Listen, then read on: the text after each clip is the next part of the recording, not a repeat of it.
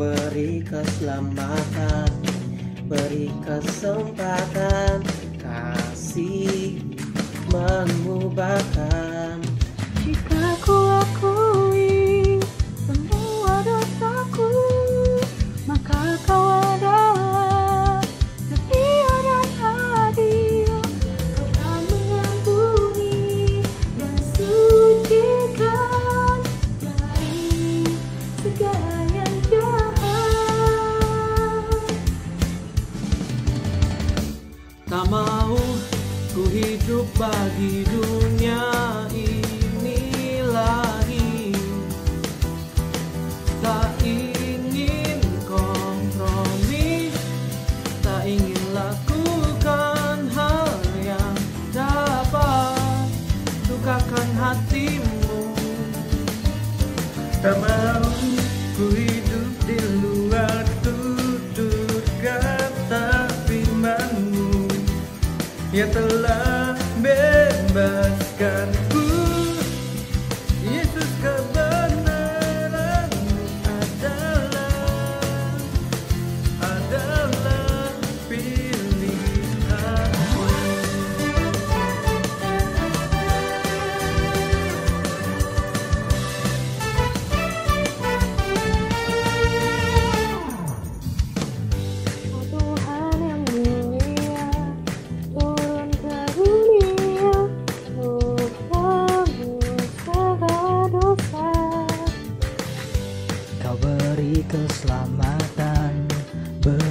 Kesempatan kasih-Mu mengubahkan. Aku akui semua dosaku, maka Kau adalah setia dan adil. Tak mau ku hidup lagi dunia ini lagi. Tak ingin kompromi, tak ingin lakukan hal yang dapat lukakan hatimu. Tak mau ku hidup di luar tuntutan firman-Mu yang telah bebaskanku. Yesus, kebenaran-Mu adalah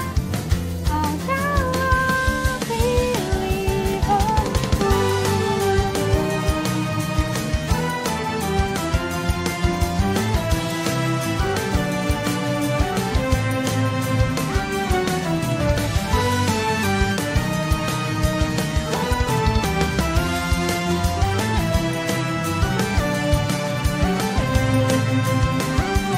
Tak mau ku hidup bagi dunia ini lagi.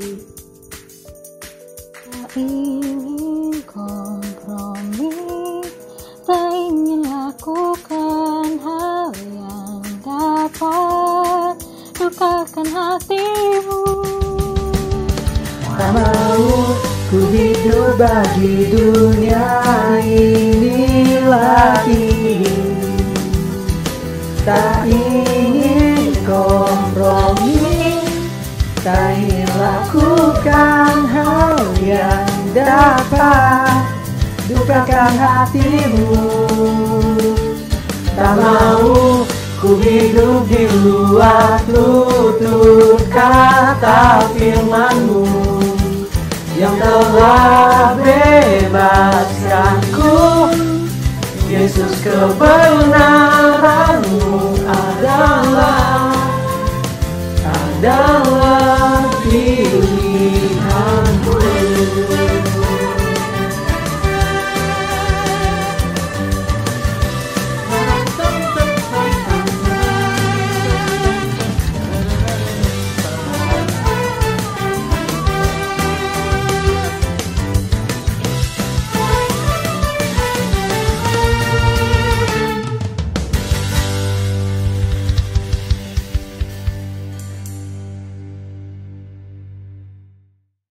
Shalom Jemaat Gereja Kristen Jakarta. Gereja memberikan layanan ibadah online bagi jemaat. Lalu apa saja ya yang harus dipersiapkan? Pilihlah jam ibadahmu dan ikuti tepat waktu. Jangan sampai terlambat ya. Berpakaian rapi dan sopan, seperti kondisi jemaat akan pergi ke gereja. Siapkan Alkitab dan alat tulismu ya. Duduklah dengan posisi yang baik agar tetap fokus. Hindari untuk berbaring ataupun sambil melakukan kegiatan lain di rumah. Berdoalah secara pribadi untuk mempersiapkan hati kita mengikuti ibadah ya. Berpartisipasilah aktif dalam beribadah, seperti ajakan untuk berdiri atau duduk, menyanyikan pujian, dan mendengarkan firman Tuhan dengan tetap fokus. Persembahan dapat jemaat berikan melalui transfer ke rekening gereja lokal masing-masing ya. Ikutilah ibadah online sampai selesai. Mohon bimbingan orang tua untuk dapat mengajak anak merenungkan firman melalui ibadah online sekolah minggu.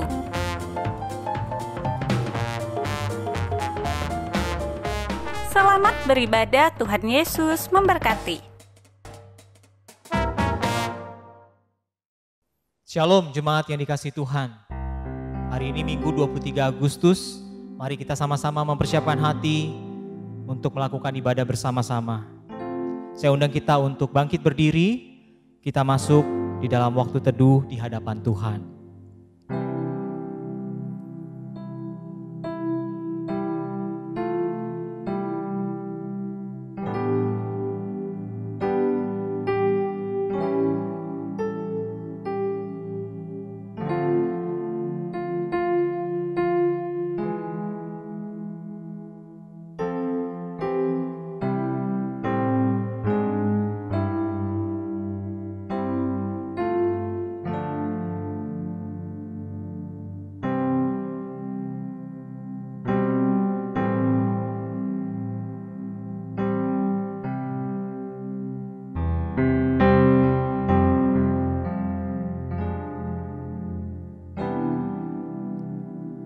Pertolongan kita adalah di dalam nama Tuhan yang menciptakan langit dan bumi, yang memelihara kesetiaannya sampai selama-lamanya dan tidak pernah meninggalkan pekerjaan tangannya.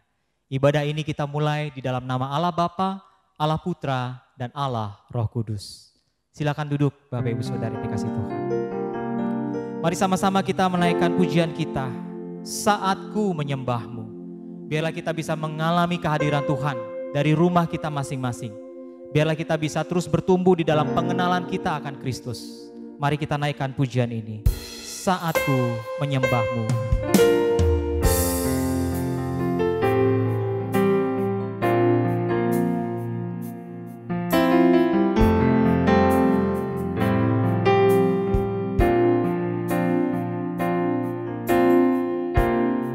Bersama-sama.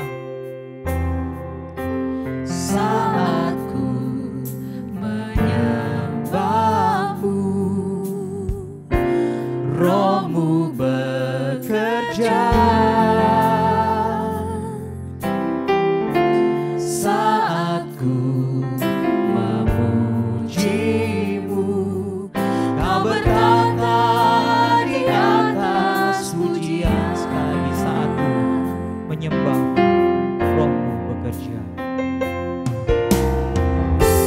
Saatku menyembahmu, Roh-Mu bekerja.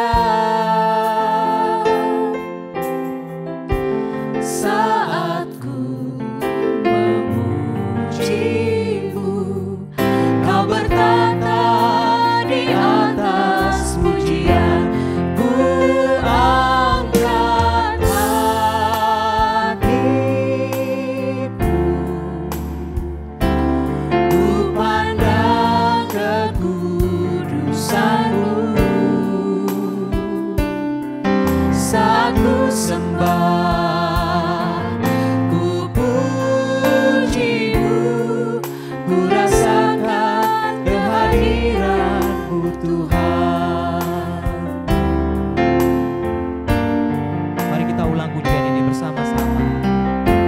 Saatku menyembahmu, Roh-Mu bekerja. Saatku memuji-Mu, Kau bertata di atas pujian. Ku angkat hatiku,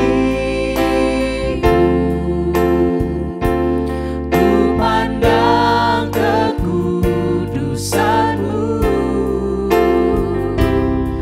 Saat ku sembah, ku puji-Mu, ku rasakan kehadiran-Mu Tuhan. Ku angkat hatiku, ku pandang kekudusan-Mu. Saat ku sembah, Saat ku sembah, ku puji-Mu, ku rasakan kehadiran-Mu Tuhan. Ku rasakan kehadiran-Mu Tuhan. Ku rasakan kehadiran-Mu Tuhan. Saudara yang dikasihi Tuhan, marilah dengan kerendahan hati kita mengakui dosa-dosa kita di hadapan Tuhan, agar kita dilayakkan untuk menghadap Tuhan di tempat kudus-Nya. Mari pakai waktu 1-2 menit ini untuk mengakui dosa-dosa kita di hadapan Tuhan.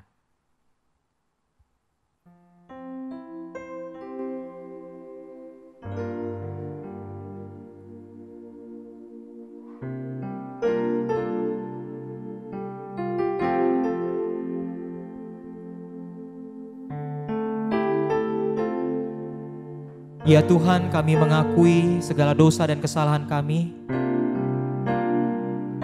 baik yang sengaja maupun tidak sengaja melalui perkataan perbuatan. Ampunilah kami, orang-orang yang berdosa ini. Berilah kami hati yang baru sehingga kami terus diubahkan oleh Allah Roh Kudus, sehingga kami dimampukan untuk memaknai apa artinya menjadi murid Kristus di tengah-tengah semua persoalan hidup ini. Kami datang menyerahkan ibadah ini dari awal sampai pada akhirnya ke dalam tangan Tuhan. Kami percaya Engkau hadir di tengah-tengah kami dimanapun kami berada. Kami serahkan untuk firman Tuhan, kiranya mengubahkan hati dan pikiran kami. Inilah hati kami Bapa. Kami siap untuk mengalami-Mu di dalam hari-hari di masa-masa pandemi ini. Terpujilah nama-Mu. Dengar seru doa kami, hanya di dalam nama Tuhan Yesus Kristus kami memohon ini semua.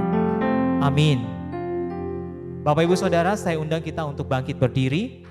Mari bersama dengan gereja di segala abad dan di segala tempat, kita mengikrarkan pengakuan iman rasuli. Pengakuan iman rasuli, aku percaya kepada Allah, Bapa yang Maha Kuasa, Khalik langit dan bumi, dan kepada Yesus Kristus, anaknya yang tunggal Tuhan kita, yang dikandung daripada Roh Kudus, lahir dari anak darah Maria, yang menderita sengsara di bawah pemerintahan Pontius Pilatus, disalibkan, mati dan dikuburkan, turun ke dalam kerajaan maut, pada hari yang ketiga bangkit pula dari antara orang mati, naik ke surga, duduk di sebelah kanan Allah, Bapa yang Maha Kuasa, dan dari sana Ia akan datang untuk menghakimi orang yang hidup dan yang mati. Aku percaya kepada Roh Kudus, gereja yang kudus dan am, persekutuan orang kudus, pengampunan dosa, kebangkitan tubuh, dan hidup yang kekal. Amin. Silakan duduk Bapak Ibu Saudara yang dikasihi Tuhan. Mari kita memuji pujian bersama, ku berbahagia, yakin teguh, Yesus abadi kepunyaanku. Biarlah pujian ini memberikan kita sebuah kepastian bahwa di tengah-tengah sebuah krisis pandemi ini yang masih panjang ini, kita tetap bisa bernyanyi dengan berbahagia, memuji Allah di dalam Kristus. Ku berbahagia, yakin teguh. Mari kita naikkan ketiga baitnya. Ku berbahagia, yakin teguh, Yesus abadi kepunyaanku. Aku warisnya, ku ditebus, ciptaan baru, Roh Kudus. Aku bernyanyi bahagia, memuji Yesus selamanya.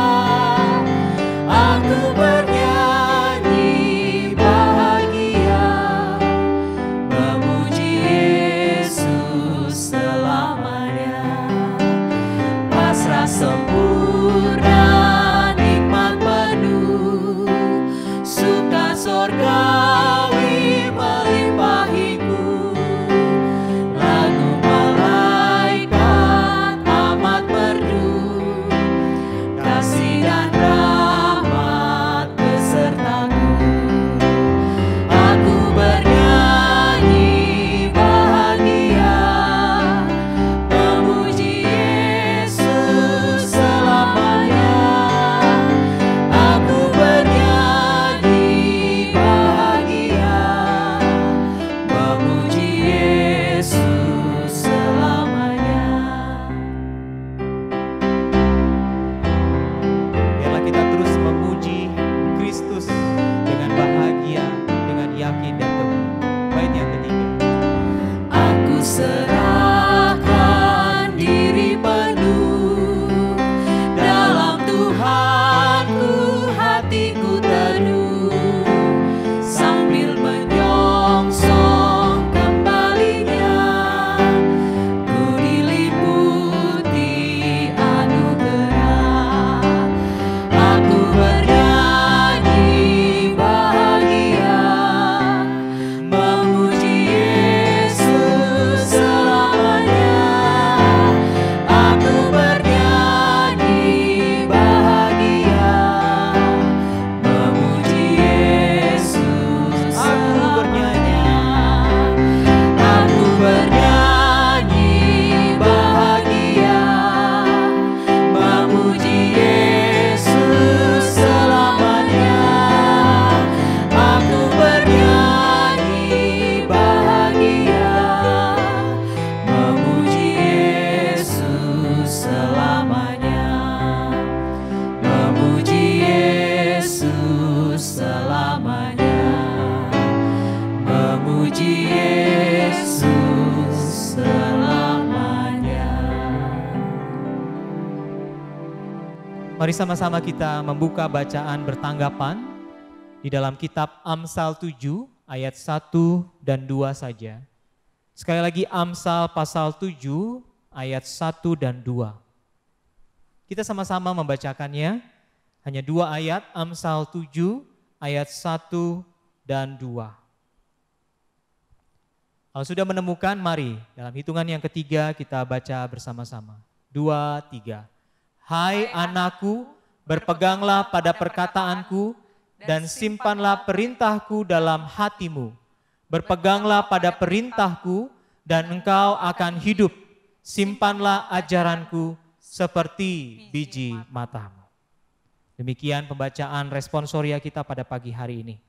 Saudara, mari kita siapkan hati kita untuk mendengarkan firman Tuhan. Firman Tuhan disampaikan oleh Pendeta Kilat. Mari kita sama-sama menyanyikan satu buah pujian berjudul Mengikut Yesus. Biarlah pujian ini menjadi tekad kita untuk benar-benar mengikut Yesus. Mari kita naikkan pujian ini.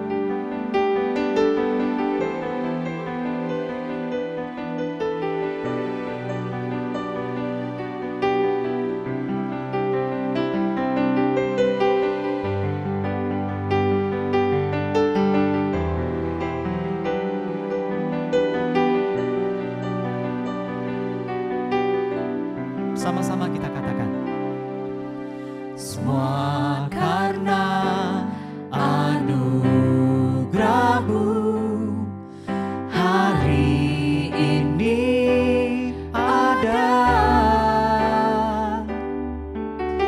Bukan karena kuatku, namun karena Roh-Mu. Ku bawa hatiku, penyembahanku, ku semakin berkurang, Yesus semakin bertambah. Mengikut Yesus, itulah kesukaan hatiku.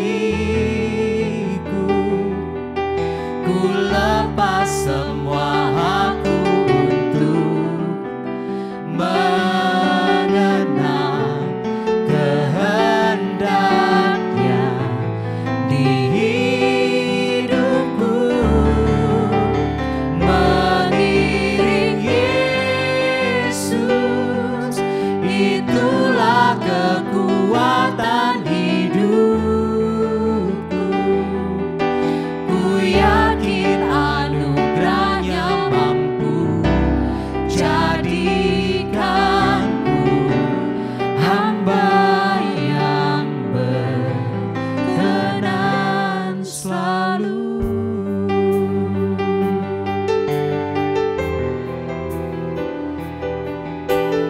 Mari kita ulangi pujian ini dari awal. Sama-sama kita katakan. Semua karena anugerah-Mu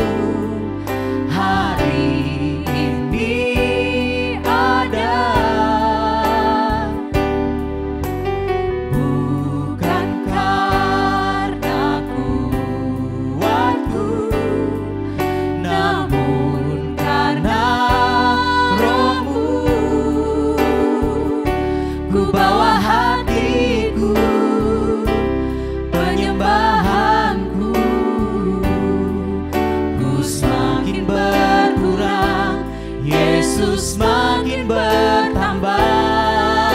Mengikut Yesus, Mengikut Yesus, itulah kesukaan hatiku. Ku lepas semua hakku untuk mengenal kehendaknya di hidupku. Mengiring Yesus, itulah kekuatan hidupku. Ku yakin anugerahnya mampu jadikanku hamba yang berkenan selalu. Mengikut Yesus, itulah kesukaan hatiku. Ku lepas semua hakku untuk mengenal kehendaknya di hidupku. Mengiring Yesus, itulah kekuatan hidupku. Ku yakin anugerahnya mampu jadikanku hamba yang berkenan selalu. Anugerahnya mampu jadikanku hamba yang berkenan selalu. pada hambanya kami persilahkan. Shalom Bapak Ibu dan Saudara sekalian yang dikasihi Tuhan. Salam dari saya Pendeta Kirat Lembong dari Philadelphia, Amerika, dan bersyukur hari ini kita boleh bersama-sama kembali ibadah online. Ini adalah satu anugerah Tuhan yang luar biasa untuk Anda dan saya. Pada pagi hari ini saya mau mengajak kita merenungkan sebuah tema, yaitu mengalahkan pengertian lama. Yang saya ambil nats Alkitab dari Efesus pasalnya yang kelima, ayat yang ke-15 hingga ayatnya yang ke-17. Saya akan bacakan untuk kita semua. Karena itu perhatikanlah dengan seksama bagaimana kamu hidup. Janganlah seperti orang bebam, tapi seperti orang arif. Dan pergunakanlah waktu yang ada, karena hari-hari ini adalah jahat. Sebab itu janganlah kamu bodoh, tapi usahakanlah supaya kamu mengerti kehendak Tuhan. Mari sebelum kita dengar firman Tuhan, kita berdoa bersama-sama. Kami bersyukur karena kami boleh beribadah walaupun dengan cara online. Dan terlebih lagi kami akan membaca, merenungkan, dan juga melakukan firman Tuhan di dalam kehidupan kami masing-masing. Berkati hamba-Mu yang menyampaikan maupun jemaat yang mendengar, sehingga yang menyampaikan dan yang mendengar boleh sama-sama mengalami kuasa, mukjizat, anugerah daripada firman Tuhan yang akan menuntun, memperbaiki, yang mengarah kami sebagai anak-anak Tuhan. Terima kasih ya, waktu pemberitaan firman Tuhan berserahkan hanya di dalam nama Tuhan kami, Tuhan Yesus Kristus. Amin. Saudara sekalian dikasih Tuhan, di Korea Selatan ada satu tempat pemulihan namanya Hyungwon Healing Center. Banyak yang datang mengunjungi tempat ini, bahkan menurut catatan ada 25.000 orang yang sudah ikut di dalam tempat pemulihan ini. Kenapa sangat unik? Karena tempat pemulihan ini memberikan cara treatment, yaitu bagaimana orang kemudian bisa melihat hidup dengan cara yang berbeda. Mereka ditempatkan di tempat tidur peti jenazah selama 10 menit. Dan sangat menarik karena ketika ini diberikan, efektifnya luar biasa. Ketika orang diberikan kesempatan untuk memberikan catatan terakhir, apa yang akan mereka tinggalkan, foto ditempatkan di tepi peti jenazah yang mereka nanti akan tidur, dan ketika ditutup peti jenazah itu selama 10 menit, dan ketika mereka keluar dari peti jenazah, mereka mengalami satu pendekatan kehidupan yang berbeda, pola pikir yang berbeda, dan ini satu pemulihan yang sangat efektif. Bahkan Bapak dan Saudara sekalian, kita tahu bahwa Korea Selatan adalah negara dengan catatan bunuh diri yang begitu tinggi. Mulai dari orang tua, bahkan artis pun, bahkan anak-anak muda, banyak yang melakukan bunuh diri. Dan Healing Center ini menolong banyak orang, kemudian membalikkan pola pikir mereka, membalikkan cara pandang mereka mengenai kehidupan. Menurut saya, kita tidak perlu tidur di peti jenazah yang membuat akhirnya kita berpikir dengan cara yang berbeda. Kenapa saya katakan tidak perlu pada saat ini? Karena di sekeliling kita, kita sudah mendengar berita mengenai kematian. Di sekeliling kita, kita sudah melihat kematian itu sendiri yang disebabkan oleh COVID-19, oleh karena virus corona. Kita mendengar orang-orang yang meninggal per hari. Bahkan ketika kita keluar pun, kita pakai masker karena kita untuk melindungi diri kita dan orang lain supaya tidak kena virus corona. Karena kita juga mengalami ketakutan dengan namanya kematian itu sendiri. Ada seorang yang bernama Thomas Kuhn. Dia adalah filsuf dan sejarawan dari Amerika. Dia pernah berkata, all significant breakthrough are break with all ways of thinking. Semua terobosan yang penting adalah dengan cara memecahkan pengertian lama. Dengan cara pengertian yang lama itu dipecahkan, maka kita akan mendapatkan sebuah terobosan yang sangat penting. Dan hari ini kita berbicara yaitu bagaimana cara kita mengalahkan pengertian yang lama berdasarkan surat Paulus kepada jemaat Efesus. Ketika Paulus menuliskan surat Efesus ini kepada orang-orang Kristen yang ada di sana, Paulus tahu bahwa di Efesus itu ada sebuah kuil, ada sebuah tempat penyembahan yang diberikan kepada Dewi Artemis, yaitu Dewi Kesuburan. Orang-orang Efesus sangat mengagungkan akan Dewi ini, karena kalau kita lihat dalam catatan Kisah Para Rasul 19 ayat 35, mereka mempunyai konsep bahwa patung Dewi Artemis itu turun dari langit, dan Dewi Artemis adalah Dewi Kesuburan yang bisa menyuburkan negara kota Efesus ini, yang bisa menyuburkan banyak tempat, bahkan para perempuan, sehingga mereka sangat menyembah Dewi Artemis ini sebagai Dewi Kesuburan.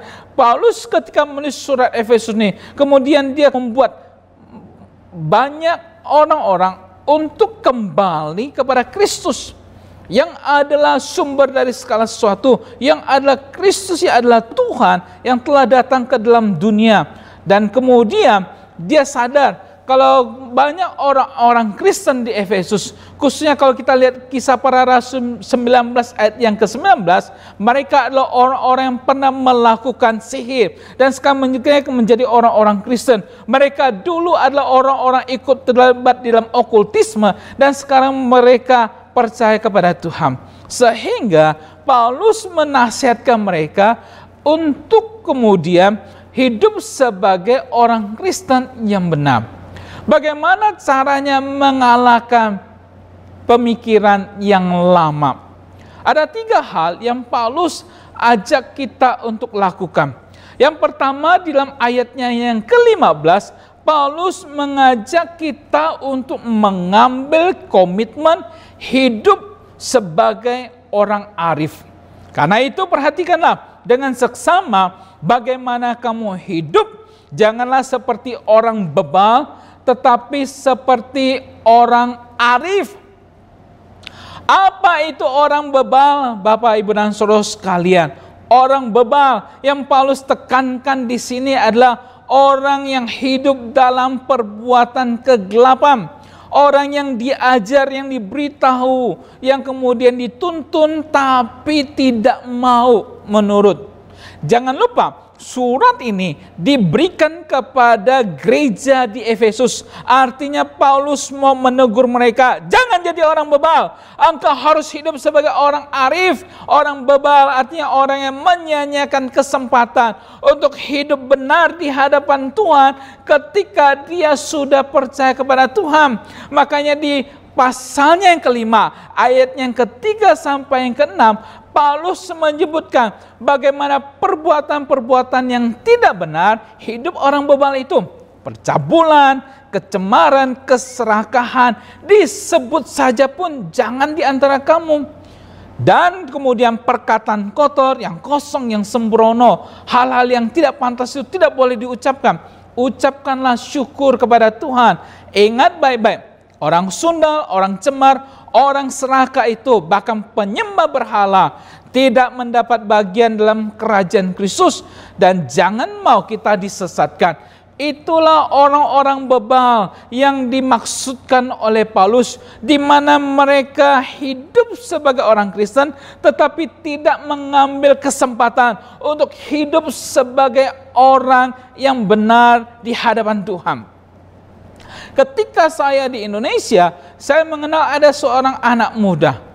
Dia sering datang ke komisi pemuda, datang ke gereja, tetapi merokok tetap jalan terus, main judi tetap jalan terus. Saya sering kali menegur dia, berkata, ya nanti saya akan bertobat, kokilan. Saya tegur lagi, dia berkata, iya saya akan bertobat. Akan bertobat, tapi tetap terus melakukan hal itu. Seringkali ketika ada retret di puncak, ada calling untuk kemudian siapa yang mau bertobat. Dia adalah orang yang paling duluan maju di depan. Dia menangis terseduh-seduh, mengalir keluar air matanya, sampai ingusnya pun keluar. Dan itu membuat saya sangat senang karena saya percaya dia bertobat. Tetapi ketika selesai retret, ketika kembali ke Jakarta, dia kembali melakukan hal-hal yang tidak benar.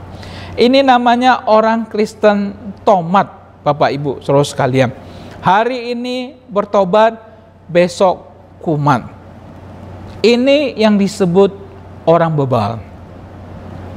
Di Amerika ini pernah dikagetkan karena di bagian distrik Iowa ada sebuah kasino yang didirikan oleh gereja. Gereja dirikan tempat judi, namanya The Golden Plate Casino. Bahkan gereja ini memberikan semboyan, "It's not gambling, it's for Jesus." Ini bukan judi kalau untuk Yesus. Kalau kamu datang ke kasino, kalah, anggap itu persembahan untuk Tuhan. Kalau menang, itu berkat Tuhan untukmu. Maka saudara sekalian bisa bayangkan ketika gereja mengajarkan cara seperti ini untuk jemaat datang main judi dan dihalalkan. Ketika datang beribadah, maka selesai ibadah mereka sama-sama pergi ke tempat judi, ke kasino. Maklum orang Kristen sebelum main judi doa dulu, Tuhan Yesus tolong biar menang.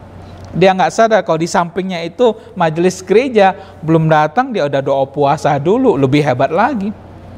Sambil main kartu, dia kocok kartu, nyanyi lagu rohani. Maklum orang Kristen, ku menang bersama Yesus Tuhan, ku menang. Menyedihkan bukan kalau ada kondisi seperti ini? Inilah yang Paulus tekankan. Hiduplah sebagai orang arif, jangan orang bebal. Arif itu artinya bagaimana kita jalani kehidupan ini dengan sangat hati-hati dan tidak sembrono. Kita hidup terus di dalam terang firman Tuhan.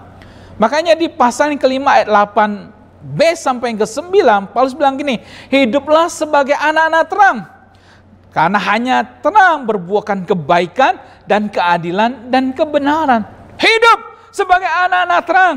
Karena engkau sudah mengenal terang yang sesungguhnya, yaitu Yesus yang datang ke dalam dunia, yang menerangi hatimu, maka engkau harus hidup sebagai anak terang, terang yang sesungguhnya. Karena ketika engkau hidup dengan terang Yesus, maka engkau akan membuahkan kebaikan, engkau akan berbuahkan keadilan, engkau akan berbuahkan kebenaran di dalam hidupmu. Dan engkau akan sungguh berhati-hati dalam kehidupanmu, engkau akan menjadi orang arif yang sesungguhnya bagi Tuhan. Ada seorang bernama Anton Chandler Lavey. Dari namanya kita tahu dia tidak lahir di Pontianak, apalagi di Singkawang. Kalau Singkawang mungkin namanya Akhoy. Anton Chandler Lavey ini lahir di San Francisco di Amerika ini. Dia lahir dalam keluarga yang kurang baik. Papanya seringkali pukul dia ketika mabuk. Sehingga waktu kecil dia seringkali belajar magic, sulap. Ketika dia besar, dia menjadi pemain sulap di sebuah sirkus. Sampai akhirnya bosan, dia menjadi seorang juru foto di kepolisian San Francisco. Tiap hari, Anton Chandler Lavey ini bersama dengan polisi melihat kriminal, pembunuhan, perampokan, pemerkosaan, darah tiap hari. Karena dia foto, dokumentasi, dia kasih ke polisi. Anton Chandler Lavey lalu berpikir, ternyata San Francisco tidak seperti lagu Sweet Memory dulu. If you going to San Francisco, be sure the way some gentle people there. Kalau kamu ke San Francisco, pasti berjumpa dengan orang-orang yang gentle, yang lembut. Enggak, kriminal juga banyak di sana. Anton Chandler Lavey berpikir, adakah Tuhan? Kalau Tuhan ada, kenapa Tuhan tidak mencegah kriminal itu terjadi? Ketika seorang hendak membunuh, dia keluarkan pisau, dia enggak tusuk. Maka Tuhan berkata, stop. Tuhan ambil pisaunya, Tuhan ganti dengan pisang. Ketika Tuhan berkata, oke, gerak lagi, tusuk loh, kaget. Ternyata pisaunya jadi pisang. Bisakah Tuhan berbuat seperti itu? Bisa. Tapi kenapa enggak? Makanya Anton Chandler Lavey meragukan Tuhan. Stres dengan pekerjaannya ini, kemudian dia pindah menjadi seorang pemain piano di sebuah bar. Barnya ini menyajikan sebuah acara yang paling disuka oleh pria, yaitu tarian striptease, tarian telanjang. Anton Chandler Lavey berkenalan dengan para pelanggan. Kenal orang-orangnya, kebanyakan bapak-bapak, dia kenal namanya. Satu kali hari Minggu dia tidak bekerja. Dia lewat sebuah gereja, dari jauh dia melihat ada seorang pendeta berdiri di pinggir pintu gereja dan menyalami jemaat yang keluar. Tuhan berkati, may God bless you, may God bless you. Dari jauh Anton Chandler Lavey melihat, ini orang baik, hari Minggu datang ke gereja beribadah. Tapi ketika makin dekat dengan gereja itu, dia kaget. Karena ketika dia melihat beberapa bapak-bapak yang keluar dari gereja itu adalah orang-orang yang seringkali datang ke bar dia, para pelanggan. Maka Anton Chandler Lavey, dia berdiri dan berkata, ini orang munafik. Hari Minggu dia pergi ke gereja, tapi Senin sampai Sabtu ada di tempat saya. Maka Anton Chandler Lavey berkata, kalau begitu kekristenan tidak dapat merubah manusia. Betul Bapak Ibu, kekristenan tidak dapat merubah manusia. Hanya Yesus yang mampu merubah manusia. Kalau Anda datang ke gereja 5 tahun, 10 tahun, tapi Anda belum pernah menerima Yesus sebagai Tuhan dan Juru Selamatmu, maka engkau akan tetap sama. Ke gereja, tetap ke gereja. Nyontek tetap terus, merokok tetap terus, melakukan hal-hal yang tidak baik, korupsi tetap jalan terus, karena Anda tidak ada Yesus. Ketika Yesus ada dalam hatimu, maka engkau akan mengalami perubahan. Dan itulah yang kemudian terjadi ketika orang-orang Kristen di San Francisco, mereka ke gereja tapi tidak ada Yesus dalam hatinya, maka mereka tetap hidup dalam kondisi yang sama. Anton Chandler Lavey lalu berkata, saya akan dirikan sebuah gereja yang tidak ada kemunafikan. Orang mau melakukan apa saja silakan, mau membunuh, mencuri atau melakukan apa saja kita dukung. Dan dia dirikan gereja namanya Gereja Setan. Dimulai karena ada kemunafikan orang-orang Kristen di San Francisco yang datang ke gereja, tapi hidupnya orang bebal. Saudara sekalian kasih Tuhan, Paulus mengingatkan orang-orang Kristen di Efesus, hidup sebagai orang arif, jangan hidup sebagai orang bebal.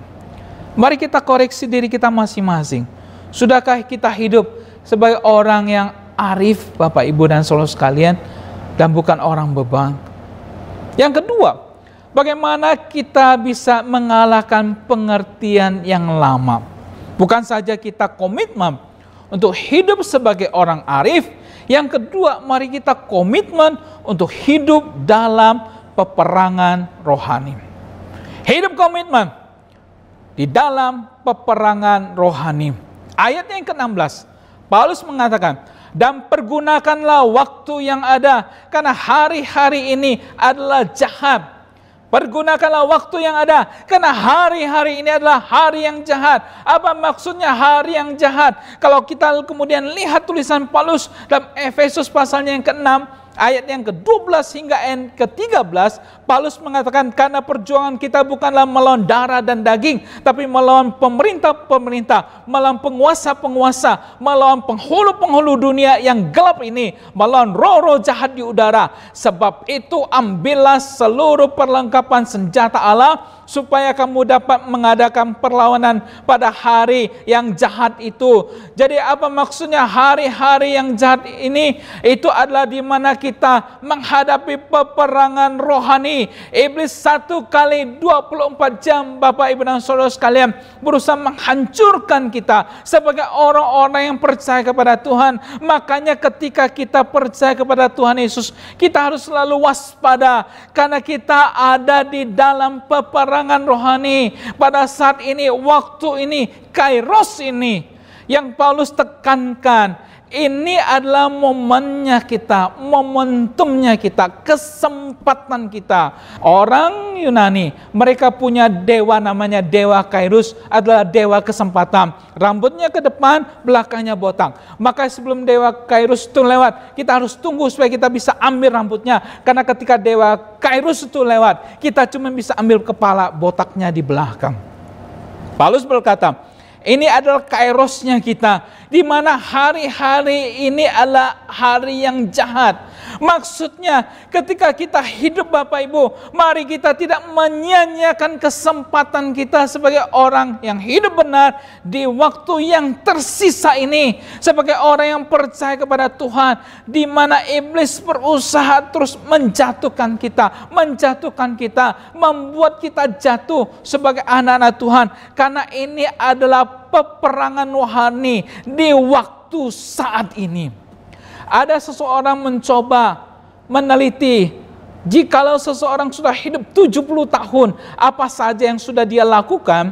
Dan ternyata setelah orang 70 tahun dia hidup, maka waktu yang paling banyak dihabiskan adalah tidur, 23 tahun. Kita kebanyakan adalah sleeping beauty, habiskan 23 tahun. Dan waktu yang kedua adalah waktu bekerja, 16 tahun. Yang ketiga, nonton TV, 8 tahun. Mungkin Anda yang suka nonton Korea, drama Korea, mungkin bisa lebih 10 tahun. Makan 6 tahun, bepergian jalan-jalan 6 tahun. Mungkin PSBB sekarang agak berkurang, mungkin 4 tahun. Bersantai 4,5 tahun, sakit 4 tahun. Pakai baju saja 2 tahun. Karena buka, pakai kancing, pakai celana, itu 2 tahun. Dan ternyata untuk ibadah cuma setengah tahun. Setelah Anda 70 tahun, ternyata waktu ibadah Anda cuma setengah tahun bersama dengan Tuhan. Oleh karena itu, Bapak dan Saudara sekalian, sebagai anak-anak Tuhan, dalam waktu kairos ini, kesempatan ini, kita hidup di dalam peperangan rohani, di mana iblis berusaha terus menjatuhkan kita.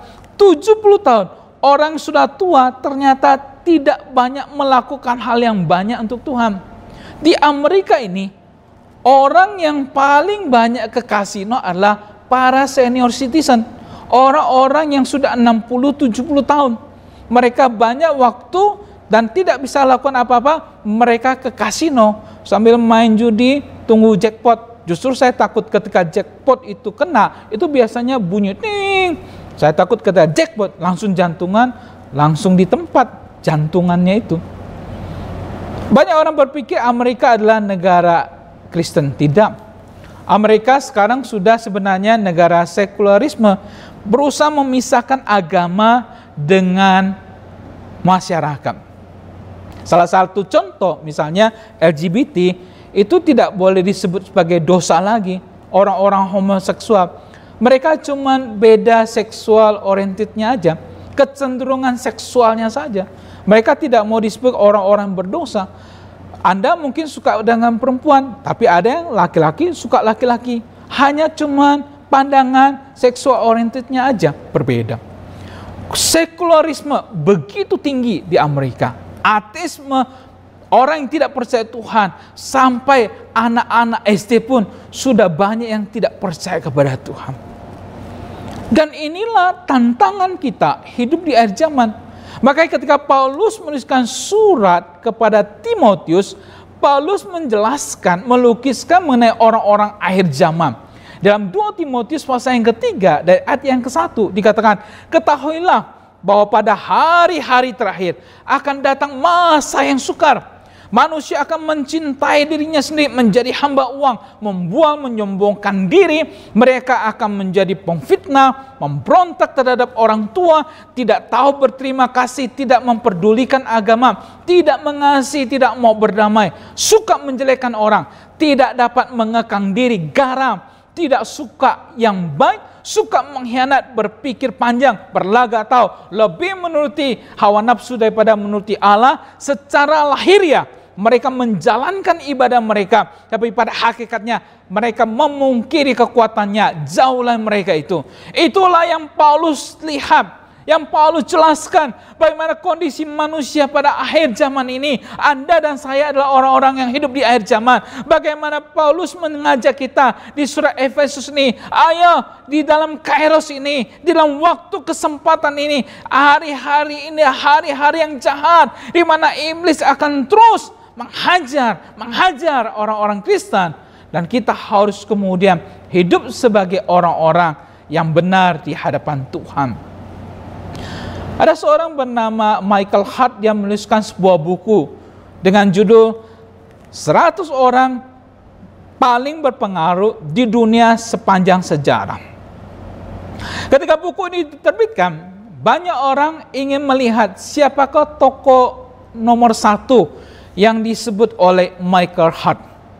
Dan ternyata Michael Hart menjelaskan orang yang nomor 1 yang paling berpengaruh dunia ini adalah Nabi Muhammad. Yang kedua, Isaac Newton. Dan yang ketiga, Yesus Kristus. Ketika buku ini menerbitkan Nabi Muhammad sebagai orang yang number 1, nomor 1, paling berpengaruh, banyak orang marah, komplain kepada dia. Kenapa Muhammad yang nomor 1? Kalau yang menulis namanya Ibrahim bin Abdullah kita bisa maklum, tapi yang menulis namanya Michael Hart menempatkan Muhammad sebagai pribadi yang paling berpengaruh di dalam dunia ini. Orang marah kepada dia dengan alasan orang Kristen di seluruh dunia itu banyak. Katolik, Protestan, karismatik kalau digabung itu banyak. Lebih banyak daripada orang Islam. Ketika menghadapi protes kecaman dari orang-orang, Michael Hart lalu berkata, saya menempatkan orang ini bukan berdasarkan jumlah para pengikutnya, tapi saya menempatkan orang ini berdasarkan ketaatan para pengikutnya kepada pemimpinnya. Michael Hart berkata, orang Islam lebih taat kepada Nabi Muhammad dibandingkan orang Kristen kepada Yesus. Ini adalah tamparan untuk kita, Bapak Ibu dan Saudara sekalian. Ketika kita sebagai anak-anak Tuhan, seberapa banyak kita turut taat kepada firman Tuhan. Ibadah online saja begini, banyak yang saya tahu ikutin ibadah online cuma pakai celana pendek. sambil makan kerupuk, bahkan lihat handphone, sambil balas WhatsApp, lihat Facebook, nggak serius. Ada yang tiduran, bahkan baru bangun tidur, belum sikat gigi, belum ganti baju. Kita nggak serius. Kita tidak serius dalam ibadah ini seperti kita sungguh-sungguh memang datang mencari Tuhan. Ketika berikan persembahan, kita berikan yang paling kecil. Menurut kita itu yang terbaik. Padahal ketika Idul Adha kemarin, saya melihat di dalam berita ada seorang ibu tukang sapu di Kalimantan. Dia adalah tukang sapu. Dia bisa berikan kurban sapi dan kambing. Seorang ibu tukang sapu. Berapa banyak komitmen kita, ketaatan kita kepada firman Tuhan di dalam situasi akhir zaman ini, Bapak Ibu. Orang Islam, mereka sholat sehari 5 waktu. Orang Kristen 5 hari belum tentu doa sewaktu-waktu. Jikalau kehidupan agamamu tidak lebih baik daripada orang Farisi, maka Yesus berkata, jangan berharap masuk ke surga. Ini adalah masa akhir zaman. Paulus mengatakan, hari-hari yang jahat ini, Kairos ini, pakailah kesempatan selama ada waktu kita hidup dalam masa sekarang ini. Yang ketiga, bagaimana caranya kita mengalahkan pengertian yang lama. Yang ketiga dari ayat yang ke-17, Paulus mengatakan, sebab itu janganlah kamu bodoh, tapi usahakanlah supaya kamu mengerti kehendak Tuhan. Yang ketiga adalah mari kita mengambil komitmen hidup dalam kehendak Tuhan. Hidup dalam kehendak Tuhan. Apa maksudnya hidup dalam kehendak Tuhan? Kita perlu mengerti bahwa kita hidup sekarang bukan hanya sementara ini. Kita hidup akan masa yang akan datang. Ada namanya kekekalan nanti. Jadi kehidupan kita sekarang ini juga nanti akan mempengaruhi kekekalan kita. Makanya supaya kita bisa mengerti akan kehendak Tuhan, kita harus kemudian hidup sungguh-sungguh melihat bagaimana pertemuan antara yang fana sekarang ini dengan kekekalan nanti. Kita melihat bagaimana kehidupan kita, ini kita bisa wujudkan rencana Allah pada saat ini. Dan inilah yang akan kemudian menentukan kekekalan kita. Waktu dan kekekalan. Sehingga kekekalan itu akan kemudian memotivasi kita hidup di dalam Tuhan. Dan kemudian kita mengerti apa yang harus saya lakukan di dalam kehidupan ini. Paulus sudah mengingatkan gereja di Efesus ini. Bagaimana engkau harus kemudian hidup mengerti sesuai dengan kehendak Tuhan. Dan ternyata apakah mereka bertobat? Jawabannya tidak. Karena kalau kemudian kita lihat dalam surat Wahyu yang ditulis oleh Rasul Yohanes, Tuhan mengingatkan gereja Efesus ini kembali melalui Rasul Yohanes. Dalam Wahyu pasalnya yang kedua, ayat yang keempat hingga yang kelima. Di situ dikatakan, namun demikian aku mencela engkau. Aku mencela engkau, kata Tuhan, karena engkau telah meninggalkan kasih-Mu yang semula. Sebab itu ingatlah betapa dalamnya engkau telah jatuh.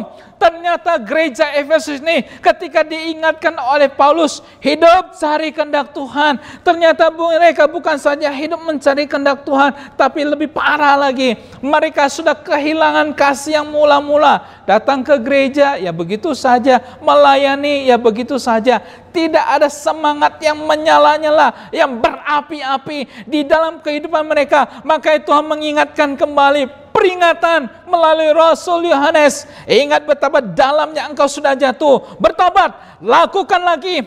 Karena kalau tidak, aku akan datang kepadamu dan mengambil kaki dianmu dari tempatnya jikalau engkau tidak bertobat. Mereka bertobat? Tidak. Di mana gereja Efesus sekarang? Tinggal puing-puing saja. Maka hari ini Bapak Ibu, Tuhan mengingatkan kita kembali betapa dalamnya kita juga sudah jatuh. Bertobatlah, kembali kepada Tuhan. Dengan kasih yang mula-mula, dengan semangat yang menyala-nyala. Tidak semua Anda perlu jadi pendeta, tidak perlu. Kalau Anda jadi pengurus, jadi majelis, jadilah majelis jadi pengurus yang baik. Anda guru sekolah minggu, jadilah guru sekolah minggu yang baik. Persiapan yang terbaik untuk anak-anak sekolah minggu. Anda penyambut, jadilah penyambut yang baik. Karena orang datang berjumpa dengan Anda sebelum berjumpa dengan pendeta. Anda besuk, jadi tim besuk yang baik. Tidak gosipin, tapi justru mendoakan orang-orang yang ada. Anda petugas kolektan, lakukan kolektan dengan baik. Ada pengusaha, bisnismen, jadilah pengusaha, bisnismen yang memuliakan nama Tuhan. Ada pegawai, jadilah pegawai yang baik. Anda ibu rumah tangga, jadilah ibu rumah tangga yang baik. Lakukan segala sesuatu dengan kasih yang mula-mula. Jikalau kita tidak melakukan dengan kasih yang mula-mula, yang semangat, seperti kita pertama kali bertobat, Tuhan berkata, lihat, inilah kondisi manusia akhir zaman sekarang, yang hanya mementingkan cari uang, cari uang, cari uang, tidak mencari Tuhan.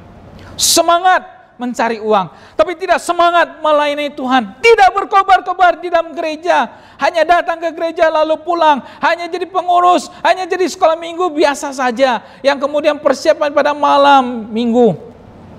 Bertobat Bapak Ibu dan Saudara sekalian, mari kita lakukan kembali dalam pelayanan yang menyala untuk Tuhan. Untuk menutup khotbah saya mau menceritakan mengenai seorang pengurus di GKJ Jembatan Besi. Ibu ini sudah tidak menjabat lagi sebagai pengurus. Namanya Ibu Jong Ju Chin. Ibu Jong Ju Chin ini adalah seorang ibu yang biasa, membiayai hidupnya dengan menjahit. Sangat simpel. Dan ketika dia bertobat, dia pergi ke GKJ Bandengan. Waktu itu pendeta Titus Kurniawan. GKJ Jembatan Besi belum ada. Pendeta Titus Kurniawan berencana membuka pos PI di Jembatan Besi karena dia tahu banyak orang-orang HK di sana. Maka disewalah sebuah ruko di belakang apotik Jembatan Besi. Waktu itu belum ada pendeta di GKJ Jembatan Besi. Ibu Jong Ju Chin ini begitu mengasihi Tuhan ketika dia percaya Tuhan. Tidak pernah absen ke gereja. Walaupun tiap minggu dia harus naik bajai ke gereja. Dengan segala kesederhanaannya dia. Tiap minggu selesai pulang dari GKJ Bandengan, dia pergi ke pos PI Jembatan Besi yang belum ada yang tinggal. Dia sapu, dia bersihkan, dia pel pos PI itu supaya nanti sore ketika sekolah minggu datang, jemaat datang beribadah, pos PI itu sudah bersih, sudah rapi. Selesai membersihkan, dia pulang ke rumah, dia mandi, dia kembali lagi ke gereja. Sambil jalan dia mencari orang-orang, dia injili supaya bisa dia ajak pergi ke gereja. Sambil membeli kue khas Kalimantan, dia bawa dan dia sediakan untuk para pengkhotbah, para pendeta yang datang. Ibu ini lakukan terus-menerus, rutin setiap minggu. Sekarang dia sudah 77 tahun, tidak bisa berdiri, makan pun disiapin oleh suster. Tapi apa yang sudah dikerjakan oleh dia meninggalkan bekas yang sangat banyak. Gereja GKJ Jembatan Besi ada sampai saat ini. Karena salah satu, karena ada Ibu Jong Ju Chin ini yang melayani Tuhan dengan segala kesederhanaannya. Kenapa saya tahu cerita Ibu Jong Ju Chin ini? Karena beliau adalah mama saya sendiri, yang saat ini sudah tidak bisa ke gereja lagi, sudah tidak bisa melayani lagi, berdiri pun tidak bisa. Tapi ibu saya sudah mengambil waktu kairosnya melayani Tuhan. Bahkan di dalam komitmen dia cari kehendak Tuhan, dan dia fokuskan Tuhan, dan dia layani Tuhan. Saudara sekalian dikasih Tuhan, bagaimana cara kita mengalahkan pengertian yang lama? Yang pertama, mari kita komitmen hidup sebagai orang arif. hidup sungguh-sungguh di hadapan Tuhan. Karena kita sadar saat ini, Kairos ini adalah peperangan rohani. Sehingga kita perlu mengambil komitmen untuk hidup dalam peperangan rohani. Karena iblis akan terus berusaha menjatuhkan kita. Dan yang ketiga, bagaimana kita mengambil komitmen untuk hidup mencari kehendak Tuhan. Tuhan akan memberkati kita jikalau kita melayani Dia dengan sungguh-sungguh, dengan kasih yang mula-mula. Ingatlah, Efesus sudah diperingatkan oleh Tuhan. Hari ini Tuhan juga berbicara kepada Anda dan saya. Mari tinggalkan pengertian yang lama, kehidupan yang lamamu itu, pola pikir yang lama. Kita datang dengan mencari kehendak Tuhan, dan Tuhan akan memberkati Anda dan keluarga Anda dan pekerjaan Anda. Mari kita berdoa. Kami tahu ya Tuhan, kami hidup di akhir zaman ini. Kami sadar iblis berusaha menjatuhkan kami sebagai anak-anak Tuhan. Ajarkan kami untuk mengambil komitmen hidup sebagai orang arif di hadapan Tuhan, yang boleh memuliakan nama Tuhan. Kami sadar ya Tuhan, iblis berusaha menjatuhkan kami 1 kali 24 jam. Kami butuh bantuan, pertolongan daripada Allah Roh Kudus yang boleh menguatkan kami. Untuk kami boleh mempunyai hikmat, mengerti hidup sebagai anak-anak Tuhan, mengerti akan kehendak Tuhan, dan melayani Tuhan dengan kasih yang mula-mula. Berkati GKJ di setiap cabang, tempat, berkati para pengurus sinode, berkati para pengurus setiap cabang, dan juga hamba-hamba Tuhan. Kami percaya GKJ boleh Tuhan pakai untuk menjadi berkat bagi banyak orang. Ini doa dan suan kami Tuhan. Demi nama Tuhan kami, Tuhan Yesus, kami berdoa. Amin. Terima kasih Bapak Ibu, Tuhan Yesus berkati. Shalom Alahim. Terima kasih untuk Pendeta Kilat yang telah menyampaikan firman Tuhan pagi hari ini. Kita akan masuk dalam doa syafaat, ada 2 pokok doa. Yang pertama, kita doakan untuk Pilkada serentak tahun 2020 pada bulan Desember yang akan datang. Kita berdoa akan digelar di 9 provinsi, 224 kabupaten, dan 37 kota. Kita doakan agar para pemilih memilih calon pemimpin daerah dengan tidak asal-asalan, tapi melihat rekam jejak para pemimpin daerah itu. Mari sama-sama kita buka suara untuk pokok doa syafaat yang pertama ini.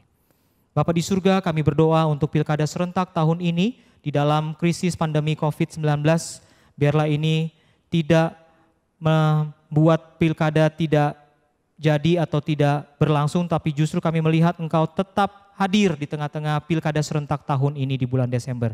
Biarlah para pemilih memilih dengan hikmat, memilih melihat rekam jejak dan tidak asal-asalan memilih kepala daerah. Inilah seru doa kami, hanya di dalam nama Tuhan Yesus Kristus kami memohon ini semua. Amin. Yang kedua, Bapak Ibu Saudara, mari kita berdoa untuk para relawan, tim laboratorium Bio Farma dan Sinovac, serta Universitas Pajajaran, agar uji klinis fase ketiga untuk vaksin COVID-19 dapat berjalan dengan lancar.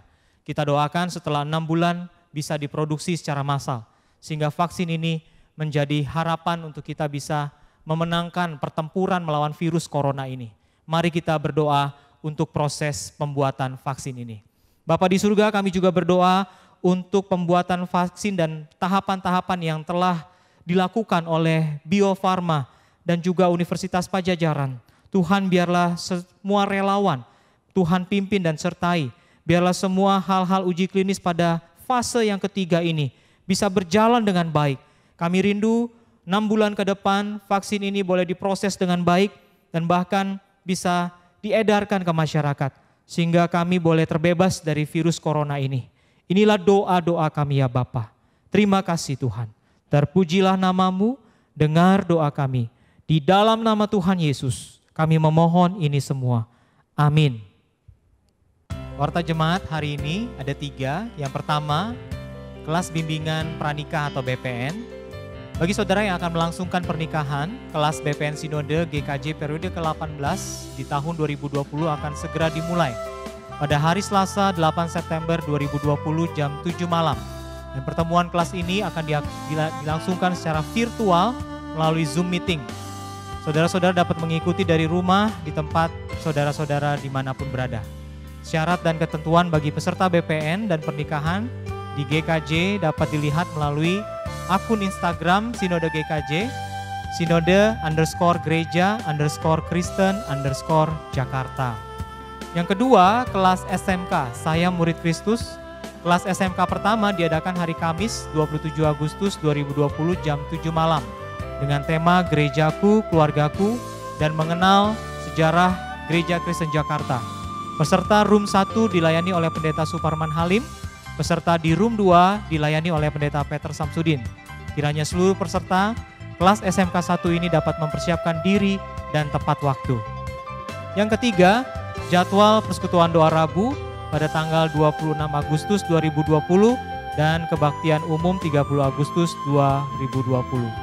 Kiranya jemaat bisa memperhatikan hal ini bersama-sama.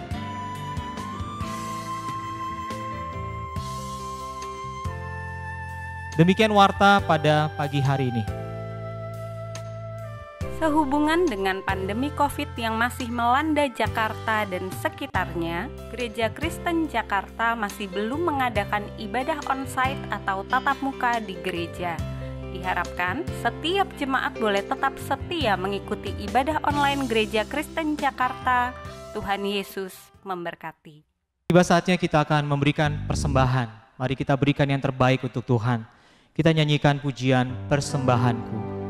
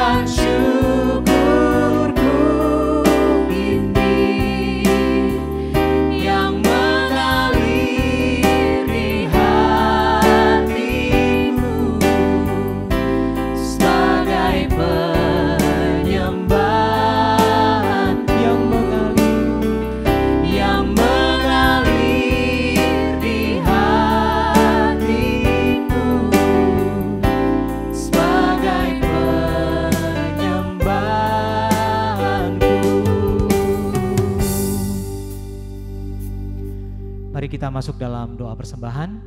Ya Tuhan, kami mengaku Engkau adalah sumber dari segala karunia yang melimpah dalam hidup ini. Sebagian dari karunia Tuhan kami kembalikan dalam bentuk persembahan. Terimalah agar bisa memperluas kerajaan-Mu di tengah-tengah pelayanan GKJ. Biarlah kami boleh membuka hati kami untuk mengucap syukur untuk apa yang Tuhan telah berikan di dalam kehidupan kami masing-masing. Inilah doa syukur kami, hanya di dalam nama Tuhan Yesus kami memohon ini semua. Amin. Mari sama-sama kita bangkit berdiri. Kita akan menaikkan doksologi dan menutup ibadah pada pagi hari ini. Dan setelah itu doa berkat dipimpin oleh Pendeta Bobby Mesa.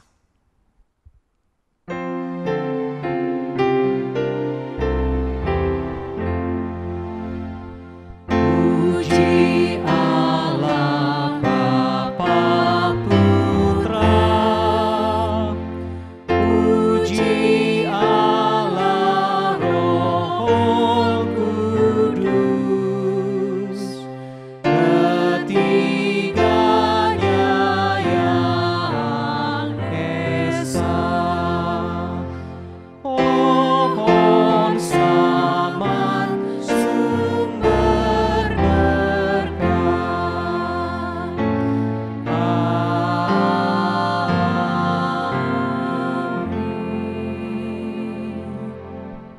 Jemaat Tuhan, mari arahkan hatimu dan terimalah berkat Tuhan. Tuhan mengasihi engkau dan melindungi engkau. Tuhan menyinari engkau dengan wajah-Nya dan memberikan kasih karunia. Tuhan menghadapkan wajah-Nya kepadamu dan memberikan damai sejahtera.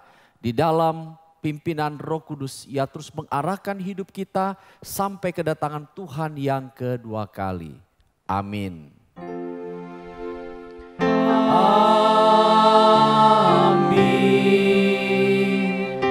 Amin.